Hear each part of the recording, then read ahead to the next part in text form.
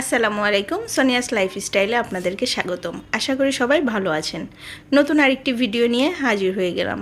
আজকে খুবই সাধারণ একটি মাছের রেসিপি আপনাদের সাথে শেয়ার করব। সচরাচর অনেকে এই মাছটা খেতে চায় না, কিন্তু এইভাবে রান্না করলে মাছটা খেতে দারুণ লাগে। সবাই প্লেটের সব ভাত চেটেপুটে খাবে। প্রথমে আমি একটা প্যান গরম করে তার মধ্যে পরিমাণ মতো তেল দিয়ে দিলাম। এরপরে কার্পু মাছগুলো এক এক করে ভেজে নিচ্ছি।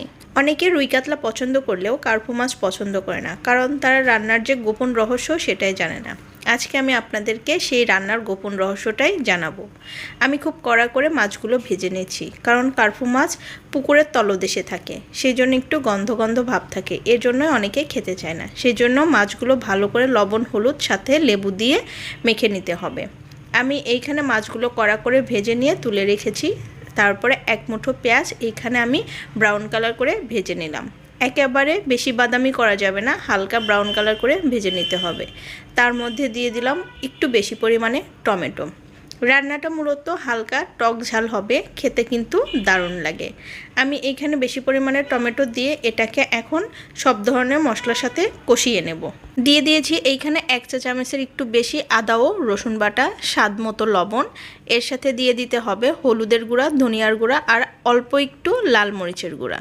যেহেতু আমি এইখানে কাঁচামরিচের পরিমাণটা বেশি দিব, সেই জন্য আমি এক এক করে সব ধরনের গুঁড়া মশলা এখানে অ্যাড করছি। এখন দিয়ে দেব একটু বেশি পরিমাণে কাঁচামরিচ। যারা কাঁচামরিচ আর একটু বেশি দিতে চান তারা দিতে পারেন, কারণ একটু ঝাল ঝাল হলে কিন্তু মন্দ হয় না। এবার নেড়েচেড়ে ভালোভাবে এটাকে কষিয়ে নিতে হবে। আর রান্নার ক্ষেত্রে সবসময় মাথায় রাখতে হবে হাতের কাছে একটু গরম পানি রাখতে হবে, যেন মশলা পুড়ে না যায়। সেই জন্য আগে থেকে একটু পানি দিয়ে ভালোভাবে কষিয়ে নিতে হবে। আমি এইখানে একটু পানির পরিমাণ বেশি দিয়েছি, কারণ কাঁচা কাঁচা টমেটো দিয়ে রান্না করছি, টমেটোগুলো সিদ্ধ করার জন্য। এবার আমি ঢেকে দিয়েছি প্রায় 5 থেকে 7 মিনিট। টমেটোগুলো নরম হয়ে গেছে। এখন সেই টমেটোর পানির মধ্যে আমি দিয়ে দিচ্ছি আগে থেকে কড়া করে ভেজে রাখা মাছ। এবার আবার একটু নেড়েচেড়ে মাছ এবং টমেটোকে মিক্স করে নিতে হবে। একটু সাবধানে নাড়তে হবে যেন মাছগুলো ভেঙে না যায়। আর যেহেতু কড়া করে ভেজে নেওয়া হবে, সেই জন্য ভেঙে যাওয়ার চান্সটা একটু কমই থাকে। আমি এখানে নেড়েচেড়ে এটাকে মিক্স করে নিচ্ছি। অনেকে আছে পুকুরের মাছ খেতে পছন্দ করে না, তাদের কাছে একটা গন্ধ লাগে, স্বাভাবিক। তবে মাছের মধ্যে যদি সামান্য পরিমাণে লেবু দিয়ে সেটাকে আগে মেখে রাখা যায়, তাহলে সেই গন্ধভাবটা দূর হয়ে যায়। তারপরেও যদি আপনাদের কাছে গন্ধ লাগে, তবে সামান্য পরিমাণে সরিষার তেল অ্যাড করবেন, দেখবেন গন্ধটা দূর হয়ে যাবে। লেবু আমাদের প্রাকৃতিক ভিনেগার, এটা আমরা সবাই জানি। এখানে অ্যাড করে দিয়েছি আমি ভাজা জিরার গুঁড়া আধা চা চামচের মতো, আর অ্যাড করে দিলাম একটু বেশি পরিমাণে ধনিয়া পাতা। ভাজা জিরা এবং ধনিয়া পাতা তরকারির মধ্যে আলাদা একটা টেস্ট আনে। তাছাড়াও ভাজা জিরার গন্ধটা মাছের যে আষ্টা আষ্টা গন্ধ থাকে সেটাও দূর করে ফেলে।